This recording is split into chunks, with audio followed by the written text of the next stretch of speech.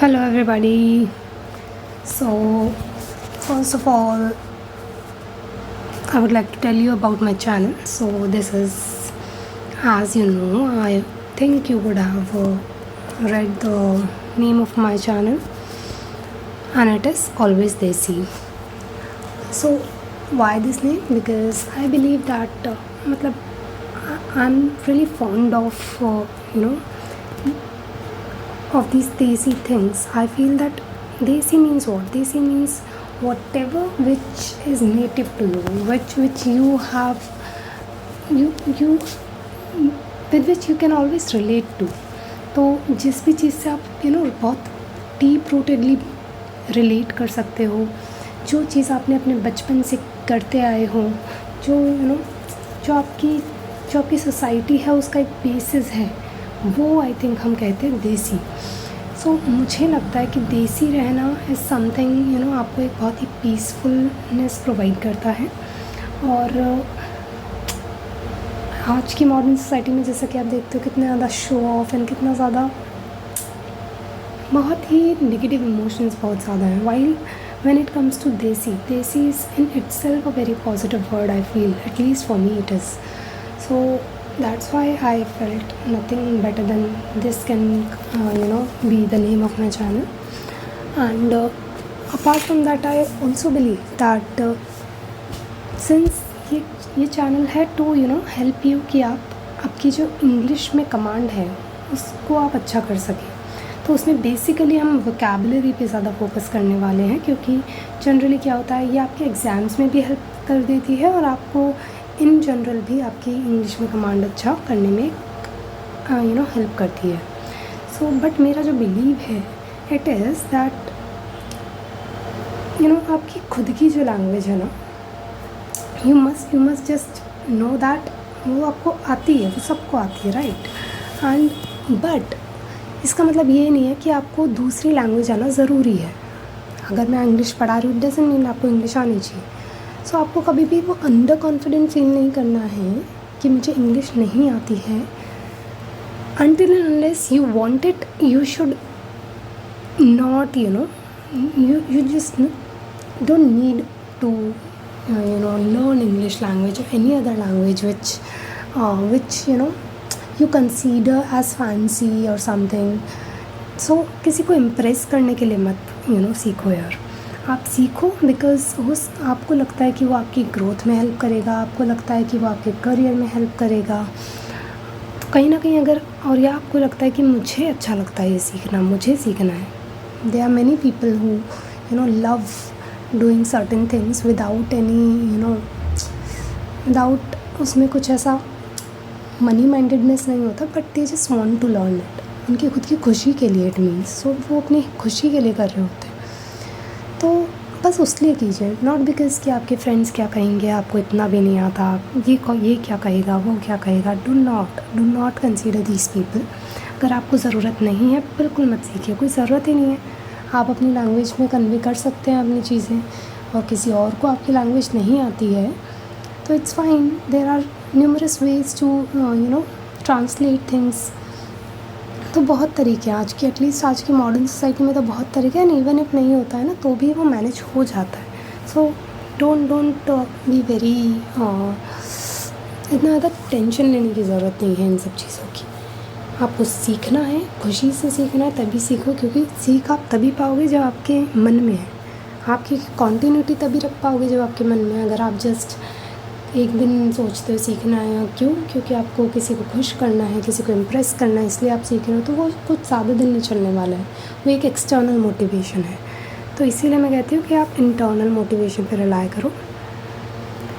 So I think this much is enough to tell you.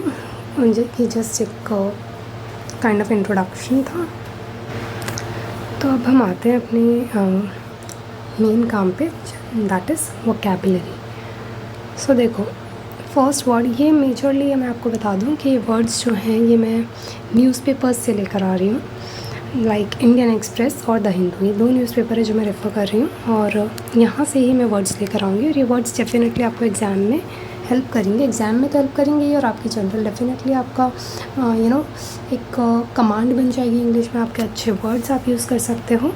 तो जब आप अच्छे वर्ड्स यूज़ करते हो थोड़ा सा और नॉलेजेबल दिखते हो। अगर आपको करियर में ज़रूरत पड़ती है किसी से बात करने की और the other person is using some heavy words, तो आपको भी वो हैवी वर्ड्स की एटलीस्ट नॉलेज होनी चाहिए कि आप वो क्या कह रहे हैं एटलीस्ट समझ पाए। इवन इफ़ आपको ज़रूरत नहीं है ज़्यादा यूज़ करने की, क्योंकि आपकी बात तो वो समझ ही जाएंगे, बट उनकी बात समझने के लिए आपको ज़रूरत पड़ती है। तो इसलिए हम कुछ ऐसे वोकैबुलरी के कुछ अच्छे वर्ड्स सीखने की कोशिश करेंगे, ठीक है। तो फर्स्ट वर्ड जो मैंने आज देखा इट वॉज प्लेंटिव, ठीक है। प्लेंटिव का मतलब क्या होता है? सबसे पहले it is something like sounding sorrowful, मॉर्नफुल, melancholic. और अब ये थोड़े से फैंसी वर्ड हो गया मेलनकॉलिक, ये को आपको जानने की ज़रूरत भी नहीं है। You just need to know कि something which is sounding sorrowful, which is sounding mournful, तो क्या हो गया? सबसे पहले तो ये दिमाग में आया, ये एक नेगेटिव सॉर्ट ऑफ वो है, इमोशन है। तो अगर हम सिनोनिम्स देखें, अब हमारे लिए इजी कैसे हो जाएगा ये वर्ड को समझना, हम इसके सिनोनिम्स देख लेते हैं। तो सिनोनिम्स इसमें है मिजरेबल एंड अनहैप्पी। तो एनी मिजरेबल स्टेट और एनी अनहैप्पी स्टेट जो होगा उसे हम कहेंगे प्लेंटिव, ठीक है, प्लेंटिव। अब इसका एग्जाम्पल लेके अगर हम देखेंगे तो हमें ईजी हो जाएगा कि कैसे यूज़ करना है। तो one example here is I can see by a plaintive smile something is wrong so spell it, ठीक है। सो इट इज़, ये यहाँ पे यूज़ हो गया plaintive smile, that is not too good smile, unhappy state of smile, तो kind of that. तो आप इसको यूज़ कर सकते हो इसी तरीके से और भी। अब आप मुझे इसका एक सेंटेंस बना के कमेंट में कर दो, ठीक है। इससे क्या होता है, जब आप खुद से सेंटेंस बनाते हो तो आपकी प्रैक्टिस में आता है, क्योंकि आपने सोचा, आपने इसको यूज़ किया सेंटेंस में, तो वो अपने आप ही आपके डीप इनसाइड द माइंड आपको फिट हो जाएगा। Then the other word is precarious. Okay, just wait, या प्रिकैरियस। सो प्रिकैरियस का मतलब होता है डेंजरसली इनसिक्योर और अनस्टेबल। अब ये एक बेसिकली आपको यहाँ से भी समझ आ जाना चाहिए। तो any situation which is which is not so stable, which is very insecure, तो उस टाइप की सिचुएशन को हम बोलते हैं विच इज़, क्या कहते हैं, प्रिकैरियस। अब इसमें अगर हम सिनोनिम्स के थ्रू समझना चाहें तो any situation which is unsafe, insecure, unstable, wobbly भी हम इसे कहते हैं, ठीक है। तो इस टाइप की सिचुएशंस को हम कहेंगे प्रिकैरियस सिचुएशंस। तो इसमें मैंने एक्सप्लेन भी किया है, if your situation is precarious then you are not in complete control of event and might fail in what you are doing in any moment. तो आप अपने कंप्लीट कंट्रोल में नहीं होते हो, अनस्टेबल स्टेट में होते हो, या फिर कोई इनसिक्योर सिचुएशन होती है, अनसेफ सिचुएशन होती है, ठीक है। अब इसमें एग्जाम्पल क्या है? इसमें एग्जाम्पल है और financial situation had become precarious. दूसरा एग्जाम्पल है द गवर्नमेंट्स प्रिकैरियस पोजीशन, ठीक है। तो precarious means what? Governments unstable position है, गवर्नमेंट की पोजीशन इतनी ज़्यादा स्टेबल नहीं है। इकोनॉमिकली देखें, हम देखते हैं कई बार, ठीक है, कि हाँ भाई हमारा फिस्कल डेफिसिट बहुत हाई जा रहा है, या जो भी है कैड हमारा हाई जा, तो वो एक काइंड ऑफ कह सकते हैं कि प्रिकैरियस पोजीशन है, ठीक है। वाइल हम जनरल टर्म्स में बात करें इंडिविजुअल लेवल पे, और financial situation had become precarious, ठीक है। तो ये आई होप आपको समझ आ गया होगा। Okay, then next page. So next word is या पेरिलियस। सो पेरिलियस हमने वहाँ पे भी देखा था, देखो एक सेकेंड, या यहाँ पे भी पेरिलियस था वर्ड, टू प्रिकैरियस को ही शो करने के लिए। अब उसी में हम पेरिलियस भी वर्ड ले रहे हैं, तो it is somewhat related, precarious और पेरिलियस थोड़ा थोड़ा रिलेटेड ही है, ठीक है। तो इसमें क्या होता है, perils of a particular activity और course of action are dangers और प्रॉब्लम्स इट में इन्वॉल्व। तो कोई भी डेंजर, इसे आप सिनोनिम इसका मान सकते हो, डेंजर और problem, any pitfall, any problem, risk, hazard, ये सब इसके सिनोनिम्स हैं, ठीक है। सो इसमें एग्जाम्पल क्या हो जाता है? एग्जाम्पल इसमें हो जाएगा आपका do they wonder why there is little sympathy for their particular peril. Peril means अभी हमने क्या कहा, problem any problem, any hazard, anything like that. तो यहाँ पे हमने प्रॉब्लम के सेंस में यूज़ किया है, ठीक है। आप किस सेंस में यूज़ कर रहे हो वो भी एक हो जाता है। In spite of great peril I have survived, तो ये आपका फिर से पेरिल यूज़ हो गया, ठीक है। ऐसे ही आपको अपने आप से अपने एंड पे सेंटेंस बना के लिखना है।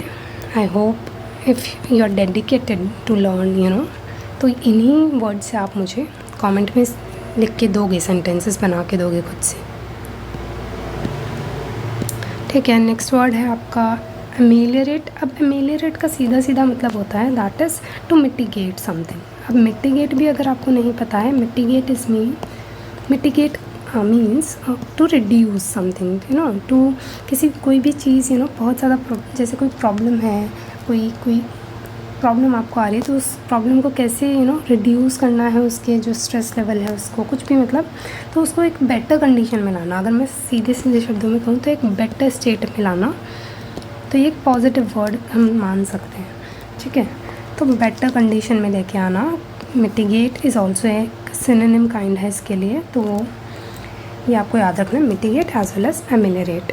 तो ये देखो यहाँ पे लिखा है टू मेक बेटर और improve something which is perceive to be in a negative condition में कुछ है और हमें इसे इम्प्रूव करना है, तो दैट उस जगह पे हम यहाँ यूज़ करेंगे अमेलियरेट, ठीक है। अब इसमें अच्छा इसमें देखो एंटोनिम्स भी आप देख लो। डेटीरियोरेट, मैंने इसका एंटोनिम लिख दिया। डेटीरियोरेट क्या होगा, एक अच्छी पोजीशन में उससे ख़राब में जा रहा है, तो वो कंडीशन डिटेरियोरेट कर रही है। जैसे हम बोलते हैं governments fiscal condition is deteriorating since past 5 years और समथिंग, मतलब ये इट्स जस्ट एन एग्जाम्पल। और इसका डिटेरियोरेट का एक kind of, you know, synonym हम कह सकते हैं वर्जन, ठीक है। अभी हमने देखा ही, फिर सिनोनिम में आ जाएगा बेटर, तो हमने बोला ही टू मेक थिंग्स बेटर और इम्प्रूव, ठीक है। तो ये आई थिंक कितने वर्ड्स हो गए, 4-5 वर्ड्स हो गए।